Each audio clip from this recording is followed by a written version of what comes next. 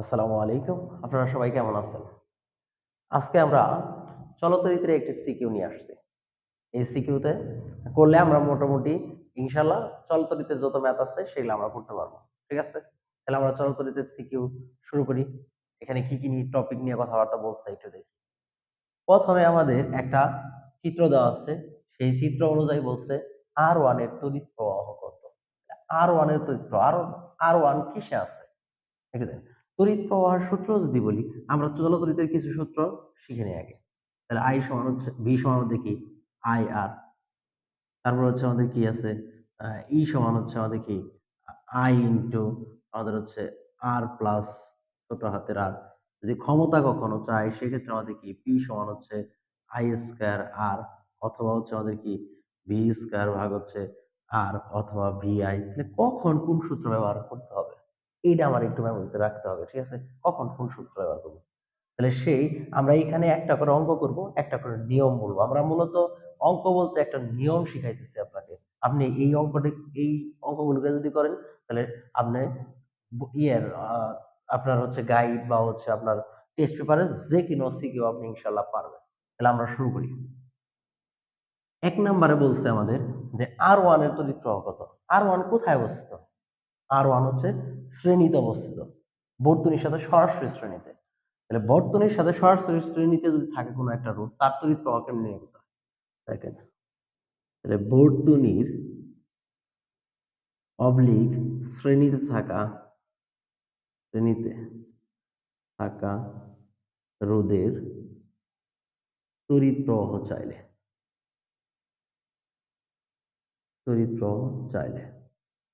যে কখন আমাদের বর্তনীর তড়িৎ প্রবাহ চাইছে অথবা শ্রেণী থাকা রোধের তড়িৎ প্রবাহ চাইছে, তাহলে আমরা কি করব? বর্তনীর বিভবকে তুল্য রোধ দ্বারা ভাগ করব। এইটা হচ্ছে নিয়ম। তাহলে আমরা পাইলাম I সমান হচ্ছে V বাই R। এই V তো আমরা পেয়ে গেছি, সেটা উদ্দীপকে দেওয়া আছে কত? 48। আর হচ্ছে তুল্য রোধ। এবার আমরা একটু খেয়াল করি। যদি বলি আমাদের যে বর্তনীটা দেওয়া আছে সেই বর্তনীটা আমরা একটু সলভ করার চেষ্টা করি। এটা একদম সিম্পল পানি থিওরির মাধ্যমে করব। পানি থিওরি নতুন একটা থিওরি, এটা বিজ্ঞানীরা আবিষ্কার করে নাই। হ্যাঁ, ঠিক আছে, এটা আমরা মেমোরিতে রাখার জন্য আর কি। পানি থিওরি ব্যাপারটা কি, যে এইখানে আমরা ১ বালতি পানি ডাললাম। ১ বালতি পানি ডালার পর এইটা একটা পানির ড্রেইন মনে করতেছি। তাহলে পুরো পানি কি এই ড্রেইনটা যাবে? হ্যাঁ, পুরো পানি এই ড্রেইন দিয়ে যাইতেছে। তাহলে পুরো পানি যদি এই ড্রেইন দিয়ে যায়, যদি পুরো পানি কোনো ড্রেইন দিয়ে যায় তাহলে সেটা হচ্ছে শ্রেণীতে। যখনই পানি ভাগ হয়ে যাবে সেখানেই সমান্তরালে। দেখেন তো পানি যখন এখানে আসতেছে, পানি কয়টা পথে ভাগ হইতেছে? এইদিকে, এইদিকে, এইদিকে। ৩ টা ড্রেইনে ভাগ হয়েছে। এবার হচ্ছে এই ৩ টাই কিসে আছে? সমান্তরালে। আবার এইটাতে যদি পানি যায়, দেখেন তো এই পানিটা আবার যায় কোথায় যেতেছে? এইদিকে। আবার কোন দিকে যাচ্ছে? এইদিকে। তাহলে এইটা আর এটা কিসের কথা? সমান্তরালে। কিন্তু এইটা কোন জায়গায় যে পানি ব্যবহার হইতেছে না। তাহলে এই পানিটা আবার কি আসবো? ফিরত এই দিক দিয়ে আসবো। বুঝতে পারছেন কি পারেনি? সেই হিসেবে এইটা বিদ্যুৎ কোন জায়গায় কাজে খাটাইতে পারতেছে না। এজন্য এটার রোধ আমরা হিসাবে নিব না। তাহলে আমরা যদি যেহেতু নিব না, তাহলে আমরা কি দিব? বাদ দিয়ে দিব। বাদ দিয়ে দিলে এখন একটু খেয়াল করেন যে R3 আর R4 কিসে আছে? এই R3 তে যে পরিমাণ তড়িৎ যাইতেছে, R4 দেও সমপরিমাণ তড়িৎ আমাদের কিসে যাইতেছে। তাহলে R3 আর R4 হচ্ছে আমাদের শ্রেণীতে। যদি শ্রেণীতে থাকে সেটা লিখলাম আমরা RS1। তাহলে RS1 সমান আমাদের সূত্র হবে কি? R3 প্লাস হচ্ছে R4। R3 এর মান কত? 12 যোগ হচ্ছে আমাদের কত? 4, তাহলে হচ্ছে 16। এবার R3 আর R4 মিলে আমাদের একটা হইলো। কয়টা হইছে? একটা। সেই একটার সাথে এইটা আর এইটা এখন তিনটা কিসে ছিল? আলাদা পথ। তাহলে আলাদা পথ মানে সেগুলো কি হবে? আমাদের হচ্ছে সমান্তরালে। এই আমাদের রোধ কিভাবে নির্ণয় করতে হয় তার জন্য আমরা একটা ক্লাস দিয়ে রাখছি। ঠিক আছে? সেটা আপনারা করে রাখবেন। তাহলে আমাদের যদি এখন বলি তাহলে আমাদের 1/Rp সমান হচ্ছে আমাদের কি? 1/R2 প্লাস হচ্ছে 1/R5 প্লাস হচ্ছে 1/RS1 মান কত? 1/16, 1/8, 1/16। ঠিক আছে? যদি লসাগু করি তাহলে আমাদের লসাগু কত হবে? 16। 1 প্লাস 2 প্লাস 1 এখানে যদি করি আমরা তাহলে 4 হয়। ভাগ করলে আমাদের কত হয়? আমাদের হচ্ছে 1/4 হয়। তাহলে 1/RP এর মান হচ্ছে 1/4। তাহলে আর পির মান আসলো আমাদের কত 4 ওহম। এবার এই পুরাটুকু অংশের মান আসলো আমাদের কত বলেন তো, আমাদের হচ্ছে 4 ওহম। তার সাথে আর ওয়ান এখন কিসে আছে, আর ওয়ান আছে শ্রেণীতে। তাহলে সেক্ষেত্রে যদি করি তাহলে আর এস এর যে মানটা আসবে একটু দেখেন, আর এস, তাহলে আর এস সমান হচ্ছে আমাদের কি হবে, আর ওয়ান প্লাস হচ্ছে আর পি। তাহলে আর ওয়ান এর মান যদি বলি আমরা, আর ওয়ান এর মান কত আমাদের, আর ওয়ান এর মান হচ্ছে 4, আর 4 এর সরি এখানে হচ্ছে আর পি, তাহলে আর পি এর মান আমাদের কত 4, তাহলে আমাদের কত হইতেছে 8 ওহম দেখা যাইতেছে নিচে। তাহলে তুল্য রোধ যেটা আমাদের আসলো, সেই তুল্য রোধটা আমরা পাইলাম হচ্ছে আর এস সমান হচ্ছে আমাদের 8 ওহম। বুঝতে পারছেন কি পারেন, এইটুকু সমান্তরাল অংশের যে রোধ তার সাথে এইটা হচ্ছে আমাদের কি শেষ শ্রেণী। তাহলে হয়ে গেছে। এবার যদি আমরা তড়িৎ প্রবাহ নির্ণয় করি তাহলে আমাদের বিভব কত 48 ভাগ হচ্ছে আমাদের তুল্য রোধ পাইলাম কত 8, তাহলে আমাদের বর্তনী তড়িৎ প্রবাহ হলো 6 অ্যাম্পিয়ার। এই পর্যন্ত ইনশাল্লাহ আমরা ধরতে পারছি পারবো। আবার বলতেছি, আর থ্রি আর আর ফোর কিসে ছিল, শ্রেণীতে। তার সাথে আমাদের এইতে তিনটা আলাদা লাইন ছিল, এই জন্য তিনটাই কিসে ছিল, সমান্তরাল। তিনটা বলতে এই দুইটা মিলে একটা, আর এইটা আর এইটা, তাহলে তিনটাই সমান্তরাল ছিল, তিনটাই সমান্তরাল করে রেজাল্ট বের করছি। পরে আবার এই সবগুলো মিলে একটা হয়েছে, তার সাথে আর ওয়ান কিসে আছে, শ্রেণীতে। সেটা আমরা তুল্য রোধ করে পরে আমরা তড়িৎ প্রবাহ নির্ণয় করলাম। তাহলে আমরা ইম্পর্টেন্ট যেটা সেটা একটু লিখে রাখি। এখানে আমাদের আরপি পাইলাম কত, আরপি পাইলাম হচ্ছে সমান্তরাল অংশের রোধ 4, আর হচ্ছে আমরা আই পাইলাম কত 6 অ্যাম্পিয়ার। এই পর্যন্ত আমরা ইনশাল্লাহ পারবো। এবার আমরা পরেরটা একটু শুরু করি। পরেরটা 2 নাম্বার, খ নাম্বারটা কি বলছে, আমাদের বলছে বিসি, এ বি এবং বিসি এর বিভব পার্থক্য একই কিনা। তাহলে এ বি আর হচ্ছে বিসি, এ বি অংশ কোথায়, এবি হচ্ছে শ্রেণীতে, আর বিসি বলতে সমান্তরাল অংশ। এই বিসি বলতে এইটা হচ্ছে আমাদের এবি, ঠিক আছে। আর বিসি বলতে শুধু আর টু না, কিন্তু এই বিসি বলতে শুধু আর টু না, বিসি বলতে এই সমান্তরাল পুরো অংশটাকে বোঝাইতেছে আমাদের কি বিসি। সেই ক্ষেত্রে আমরা এবি এর ক্ষেত্রে নিয়মটা একটু বলি। এবি, তাহলে কখনো যদি কোনো রোধ আমাদের কোথায় থাকে, শ্রেণীতে থাকে, তার যদি বিভব পার্থক্য চাই, তাহলে শ্রেণীতে থাকা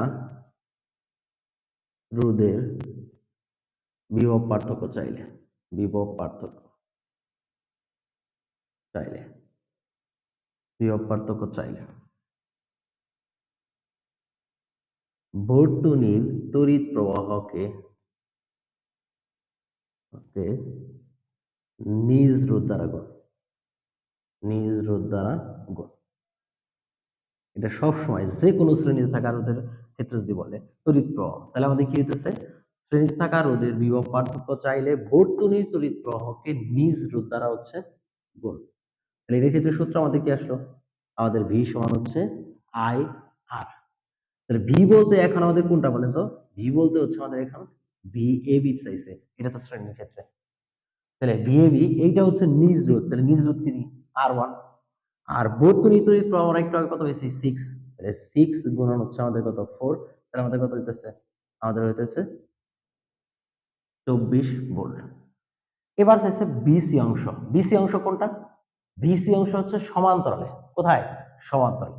তাহলে সমান্তরালে থাকা কোনো রোধের যদি কখনো আমাদের কি চাই, বিভব পার্থক্য চাই, সেটা আমরা কেমনে করবো। তাহলে সেক্ষেত্রে আমরা একটু দেখি, এইখানে শ্রেণীতে না রেখে আমরা কি লিখলাম, এখন নিয়ম 3 এর ক্ষেত্রে, নিয়ম 3 এর ক্ষেত্রে এখানে লিখলাম সমান্তরালে থাকা,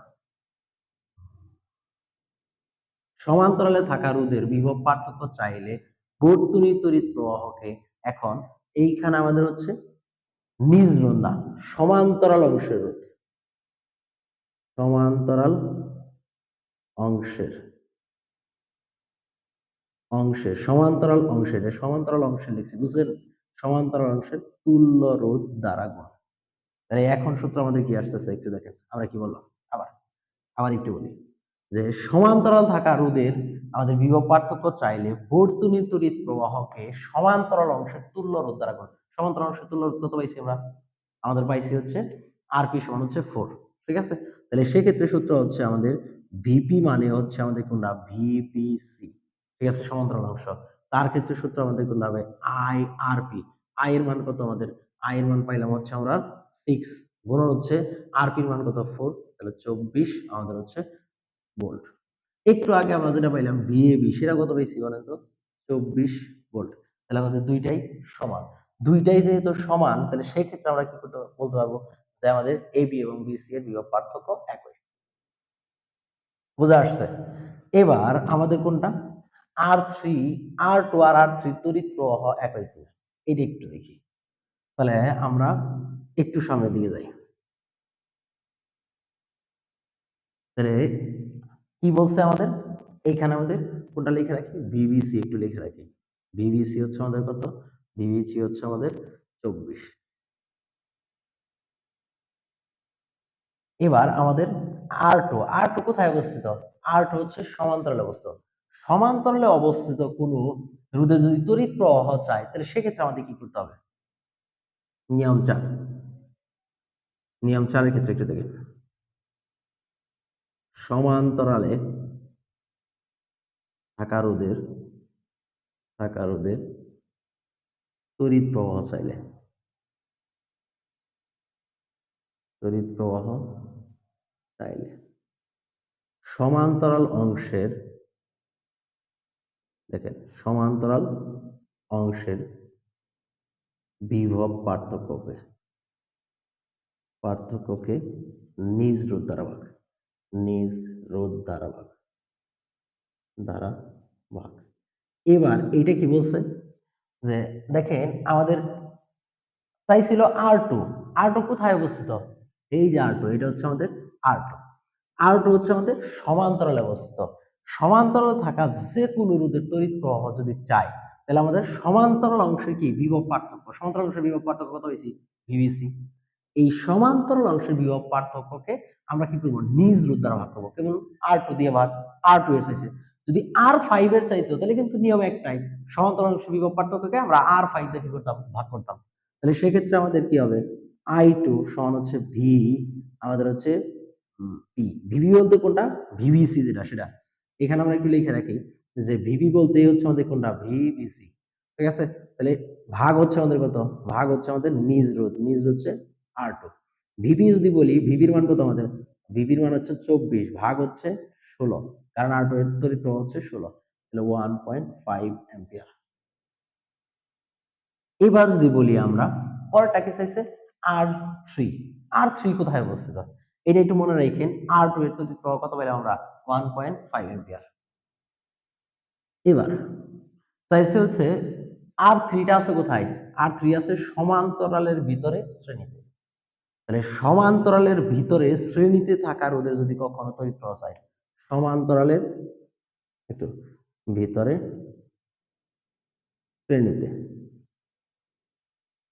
সমান্তরালের ভিতরে শ্রেণীতে থাকা রোধের তড়িৎ প্রবাহ চাইলে আমাদের কি করতে হবে? সমান্তরাল অংশের বিভব পার্থক্যকে এখন ওই শ্রেণী অংশের তুল্য রোধ দ্বারা ভাগ। তাহলে কি? ওই শ্রেণী অংশের তাহলে ওই শ্রেণী অংশের তুল্য রোধ দ্বারা ভাগ। ওই শ্রেণী অংশের তুল্য রোধ দ্বারা ভাগ। তুল্য রোধ ধারা আমাদের হচ্ছে ভাগ। তাহলে ওই শ্রেণী অংশের তুল্য রোধ আমরা কত পাইছি? ওই শ্রেণী অংশের তুল্য রোধ হচ্ছে আর3 আর হচ্ছে আর4 পাইছিলাম আমরা 16। তাহলে সেক্ষেত্রে আমাদের সূত্র যেটা হবে, তাহলে I3 মানে হচ্ছে আমাদের কি? ভিপি ভাগ হচ্ছে আমাদের RS1। এবার একটু খেয়াল করি, চাইছিল আর3 তড়িৎ প্রবাহ। আর3 কোথায় অবস্থিত? সমান্তরালের ভিতরে শ্রেণীতে। তাহলে সেক্ষেত্রে আমাদের সূত্র হবে কি? সমান্তরাল অংশের বিভব পার্থক্যকে ওই শ্রেণী অংশের তুল্য রোধ দ্বারা ভাগ। এইখানে যদি I3 না আছে, মানে আর3 তড়িৎ প্রবাহ না আছে, আর4 এর তড়িৎ প্রবাহ আছে, তাহলে কিন্তু সূত্র আমাদের একটাই হইতো, এইটাই হইতো, এবং তড়িৎ প্রবাহ আমাদের কি হইতো? সেম হইতো। কারণ আমরা জানি শ্রেণী থাকা প্রত্যেকটা রোধের তড়িৎ প্রবাহ একই, এবং সমান্তরালে থাকা প্রত্যেকটা রোধের বিভব পার্থক্য একই। এবার এইখানে যদি বলি তাহলে 24 RS1 এর মান আমার কত? 12 আর 4 কত হয়? 16। তাহলে 12 আর 4 16, 1.5 অ্যাম্পিয়ার। একটু আগে আমরা আর2 এর তড়িৎ প্রবাহ পাইছিলাম কত? 1.5 অ্যাম্পিয়ার। এবার এখন আমরা আর3 এর তড়িৎ প্রবাহ কত পেলাম? 1.5 অ্যাম্পিয়ার। তাহলে আমাদের কি আর2 এবং আর3 এর তড়িৎ প্রবাহ একই। এবার চাইছে আমাদের যে আর1 এবং আর5 এর ক্ষমতা একই কিনা। তাহলে আমাদের একটু দেখেন, এইটা মনে হয় নিয়ম 5 ছিল, নিয়ম 5 ছিল মনে হয়। এই নিয়ম কিন্তু মনে রাখবেন, নাহলে কিন্তু আপনি অঙ্ক পারবেন না। এই নিয়মটা সবচেয়ে মোস্ট ইম্পর্টেন্ট। এগুলা এগুলা কিন্তু অবশ্যই আপনি আগে খাতায় লিখে নেবেন। আমরা যে নিয়মগুলো লিখতেছি এই নিয়মগুলিকে খাতায় লিখে তারপর আপনার কাজ করবেন। এবার বলছে R1 এর ক্ষমতা কত? R1 কোথায় অবস্থিত? R1 হচ্ছে শ্রেণীতে অবস্থিত। তাহলে নিয়ম 6টা একটু দেখেন। নিয়ম 6, তাহলে নিয়ম 6 এর ক্ষেত্রে যদি আমরা বলি যে শ্রেণীতে থাকা রোধের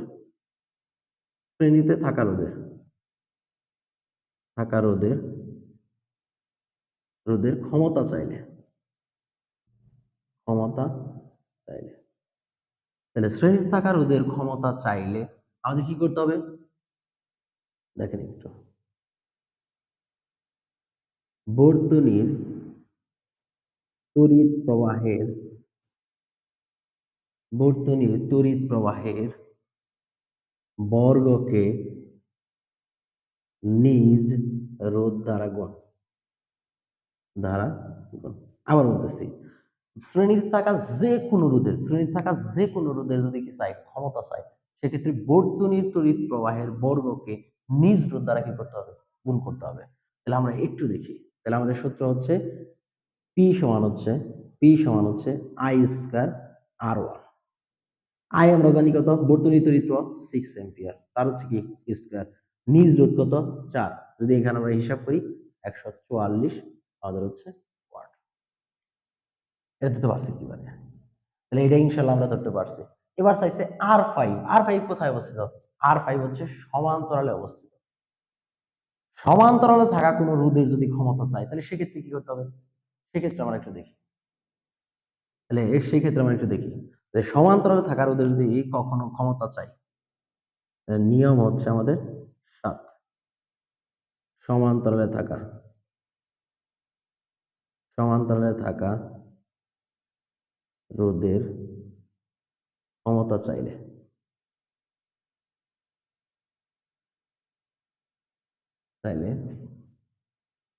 একটু দেখেন, সমান্তরাল অংশের বিভব পার্থক্যের আমাদের বর্গকে নিজ রোধ দ্বারা ভাগ। একটু দেখেন, তাহলে আমরা কি বললাম? যে সমান্তরালে থাকা রোধের ক্ষমতা যদি কখনো চাই তাহলে সেই ক্ষেত্রে সমান্তরাল অংশের বিভব পার্থক্যের বর্গকে নিজ রোধ দ্বারা ভাগ। তাহলে সূত্র আমরা কি লিখছি? P সমান হচ্ছে V স্কয়ার ভাগ হচ্ছে R। V এর মান আমরা কত পাইছি? VB এর মান আমরা পাইছিলাম কত? VB মান হচ্ছে VBC, তাহলে সেটা হচ্ছে 24, তার হচ্ছে স্কয়ার ভাগ হচ্ছে তার নিজ রোধ হচ্ছে আমাদের কত? R5 এর রোধ হচ্ছে 8। এবার যদি এখানে আমরা বলি তাহলে 72 ওয়াট। তাহলে কত হলো? 72 ওয়াট। এটা আমরা কি বের করলাম বলেন তো? এটা বের করলাম হচ্ছে R5 এর ক্ষমতা। তাহলে আমাদের P5 লিখলাম, আর এটা চাইছিল কোনটা? R1, তাহলে P1। বুঝতে পারছেন কি ফারাক নেই? তাহলে আমরা দুইটা বের করে ফেলাইছি। তাহলে 7 নাম্বার নিয়ম শেষ। এবার আমরা 8 নাম্বার নিয়মটা করাবো। 8 নাম্বার নিয়ম কি বলছে? তাহলে মুছে দিলাম।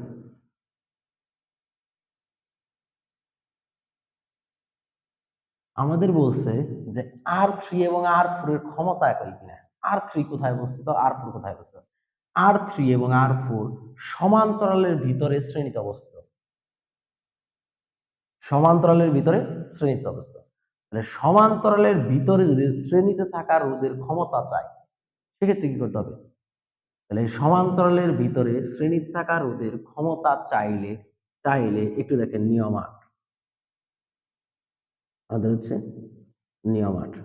তাহলে সমান্তরালের ভিতরে শ্রেণীতে থাকা রোধের ক্ষমতা চাইলে, কি চাইলে বলেন তো?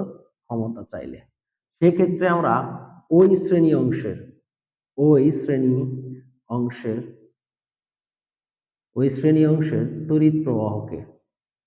তড়িৎ প্রবাহের বর্গকে নিজ রোধ দ্বারা গুণ। এইখানে কিন্তু আমরা আগে তো লিখি নাই, এটুকু যে আমরা তো ভাষা বইলাই দিলাম যে সমান্তরালের ভিতরে শ্রেণী থাকা রোধের ক্ষমতা চাইলে। তাহলে সেক্ষেত্রে যদি বলি আমরা, তাহলে সেক্ষেত্রে হচ্ছে P সমান হচ্ছে I স্কয়ার R। R বলতে নিজস্ব রোধ R3 এবং তড়িৎ প্রবাহ বলছে ওই শ্রেণী অংশের তড়িৎ প্রবাহ মানে হচ্ছে I3 আর হচ্ছে I4 তো আমাদের একই হবে। এটা তো আমরা একটু আগে নির্ণয় করছি কত নম্বর অঙ্কে? আমরা হচ্ছে এটা নির্ণয় করছি হচ্ছে ছোট গ নাম্বার অঙ্কে। তাহলে একটু দেখেন, এই I3 মান নির্ণয় করছিলাম 1.5। দেখেন I3 আপনি দেখেন, তাহলে ওই শ্রেণী অংশের তড়িৎ প্রবাহ মানে এইখান থেকে কি পরিমাণ তড়িৎ আধান প্রবাহিত হইতেছে সেটা হচ্ছে 1.5, তার স্কয়ার গুণন হচ্ছে আমাদের R3 এর মান কত 12, ঠিক আছে। তাহলে এখানে হয় আমাদের 27 ওয়াট, এটা হচ্ছে P3। এবার যদি আমরা P4 বলি তাহলে আমাদের কি হবে, I4 তার হচ্ছে স্কয়ার আমাদের কি R4 ইনটু হচ্ছে 1.5 গুণন হচ্ছে আমাদের কত 4 সমান হচ্ছে 9 ওয়াট। এই অনেকে বুঝলাম না এটা 1.5 কেন। আমরা বলছিলাম শ্রেণীতে থাকা প্রত্যেকটা তড়িৎ প্রবাহ কি হয় সেম হয়। আমরা ছোট গতে R3 তড়িৎ প্রবাহ নির্ণয় করেছিলাম, তাহলে R4 এর তড়িৎ প্রবাহ কি হবে সেমই হবে। তাহলে সেক্ষেত্রে আমাদের এইটা হচ্ছে ক্ষমতা হবে। তাহলে এটা আমরা পারলাম হচ্ছে R3 এবং R4 এর ক্ষমতা একই কিনা এটা আমরা নির্ণয় করলাম, একই না। এবার আমাদের পরের কোশ্চেন কি বলছে, 6 নম্বর কোশ্চেন, এবি অংশের রোধ খুলে। তাহলে এবি অংশের রোধ আমরা এখন খুলে ফেলবো, দেখি একটু। তাহলে এবি অংশের রোধ, এই যে রোধটা যদি আমরা একটা খুলে ফেলাই, ফেলে এইখানে আমাদের যদি একটা বাল্ব লাগাই, কি লাগাই বাল্ব, এখানে আমরা একটা বাল্ব লাগাইলাম, ঠিক আছে। ভাল্ব লাগাইছি, এই ভাল্বের ক্ষেত্রে যদি বলি আমরা, এই ভাল্বের বিভব হচ্ছে 12 ভোল্ট এবং ক্ষমতা হচ্ছে কত 24 ওয়াট, এটা বলে দিচ্ছে। এটা জ্বলবে কিনা, কোনো একটা বাল্ব লাগাইছে, কোনো একটা মোটর লাগাইছে, কোনো একটা ফ্যান লাগাইছে, বর্তনীতে লাগানোর পর বলে জ্বলবে কিনা। তাহলে প্রথম শর্ত হচ্ছে, প্রথম শর্ত, প্রথম শর্ত যেটা লাগাইছে, তাহলে ওই যন্ত্রের তড়িৎ প্রবাহ নির্ণয়, ওই যন্ত্রের তড়িৎ প্রবাহ প্রবাহ নির্ণয় করতে হবে, নির্ণয় করবো। তাহলে ওই যন্ত্রের, তাহলে ওই যন্ত্র বলতে কোনটা ভালভের, তাহলে ভালভের আমরা তড়িৎ প্রবাহ নির্ণয় করি, ভালভের তড়িৎ প্রবাহ, তড়িৎ প্রবাহ, ঠিক আছে।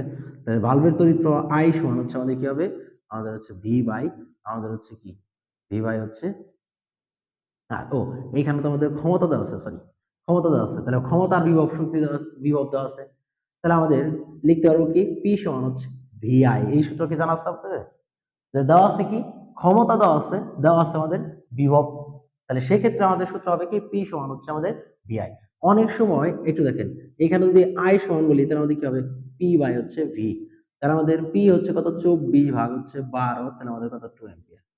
তাহলে আমরা একটু দেখেন, আমরা পাইলাম কত, ভালভের তড়িৎ প্রবাহ পাইলাম 2 অ্যাম্পিয়ার। অনেক সময় বিভব লেখা থাকে না, তাহলে অনেক সময় যদি এই ভালভের বিভব না থাকে তাহলে সেটা আমরা 220 ভোল্ট ধরে নিব। কত ধরে নেব 220 ভোল্ট।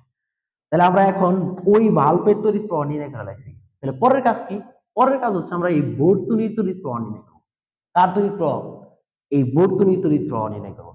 তাহলে বর্তনীর তড়িৎ প্রবাহ যদি নির্ণয় করতে চাই, দেখেন বর্তনীর তড়িৎ প্রবাহ, বর্তনী তড়িৎ প্রবাহ, তাহলে বর্তনী তড়িৎ প্রবাহ, তাহলে I সমান হচ্ছে কি V বাই R। এই তড়িৎ প্রবাহ, বর্তনী তড়িৎ প্রবাহ যদি ওই যন্ত্রের তড়িৎ প্রবাহের চেয়ে বেশি হয় তাহলে কি করতে পারবো, এই বর্তনী ওই যন্ত্রটাকে চালাতে পারবো। এখানে কি ভালভ, তাহলে যদি বর্তনী তড়িৎ প্রবাহটা, এটা কার তড়িৎ প্রবাহ বলেন তো, এটাকে বর্তনী তড়িৎ প্রবাহ I আনলাম। বর্তনী তড়িৎ প্রবাহ যদি 2 অ্যাম্পিয়ারের চেয়ে বেশি হয় তাহলে কি হবে, এই ভালভটা জ্বলবে।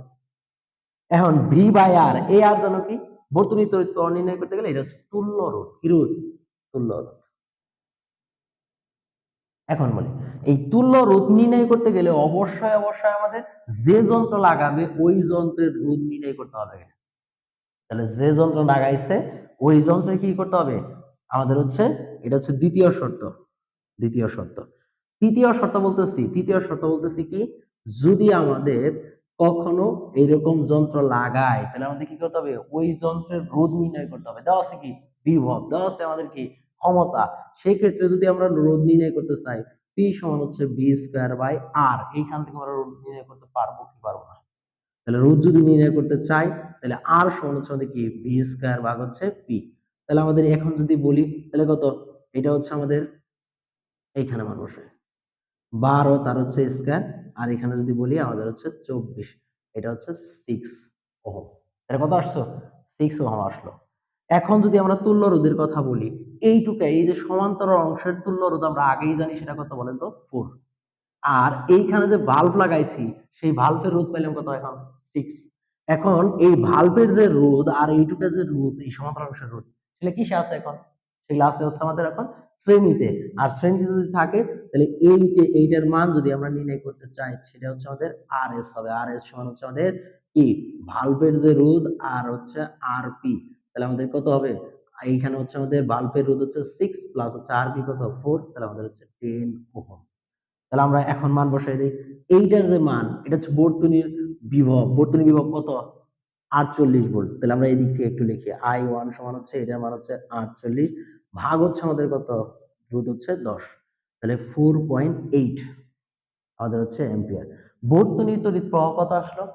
বর্তনীর তড়িৎ প্রবাহ আসলো হচ্ছে 4.8 আমাদের হচ্ছে এম্পিয়ার। বোঝা আসছে কি আসেনি? তাহলে এইটা আসছে বর্তনীর কি, তড়িৎ প্রবাহ। তাহলে বর্তনীর তড়িৎ প্রবাহ এবং বাল্বের তড়িৎ প্রবাহ আসছে কি, বেশি। তাহলে বর্তনী ওই পরিমাণ তড়িৎ প্রবাহ দিতে পারতেছে, আর বাল্ব নিব কত, 2 অ্যাম্পিয়ার, তাহলে অনেক বেশি আছে। তাহলে আমাদের কি এই ক্ষেত্রে বাল্বটা জ্বলবে। আর যদি এই মানটা 2 এর চেয়ে কম হয়ে যেত তাহলে কি হতো না, বাল্ব জ্বলতো না। তাহলে এখন আমাদের বাল্ব জ্বলবে। এখন নতুন করে যদি আমরা আরেকটা কোশ্চেন আপনাদের দেই অ্যাড করে, একটু খেয়াল করেন।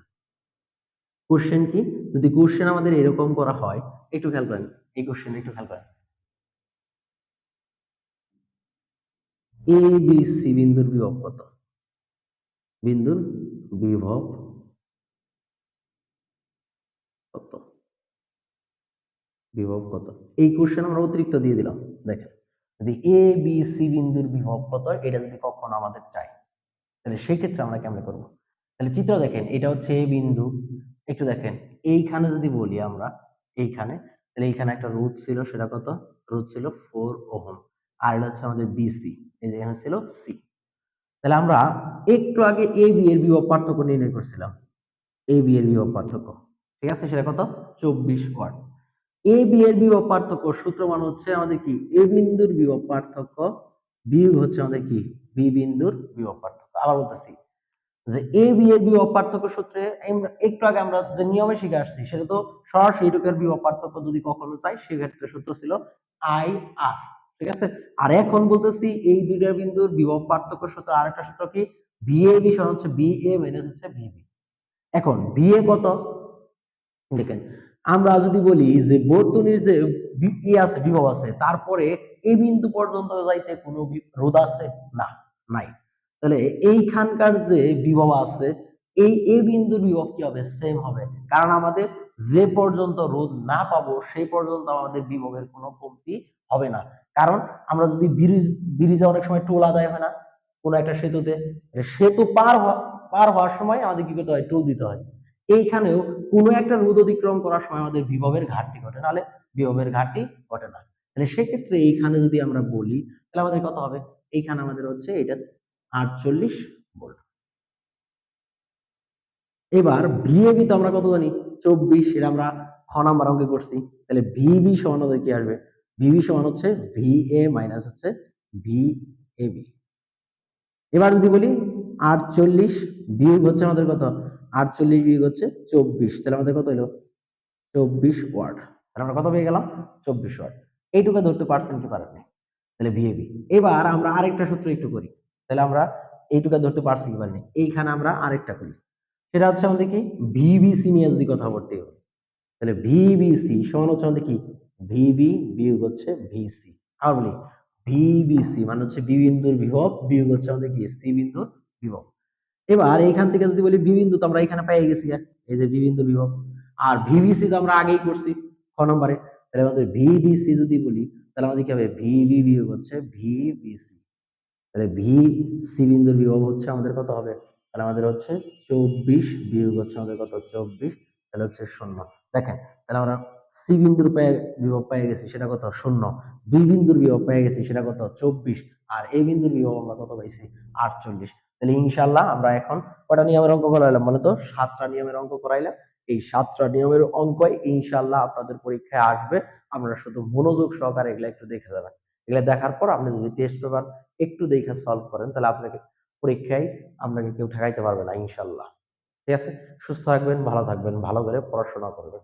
ঠিক আছে, আল্লাহ যেন আপনার মনের আশা পূর্ণ করে, আপনি যেন এই সাবজেক্টে A+ পান, আল্লাহ ভরসা।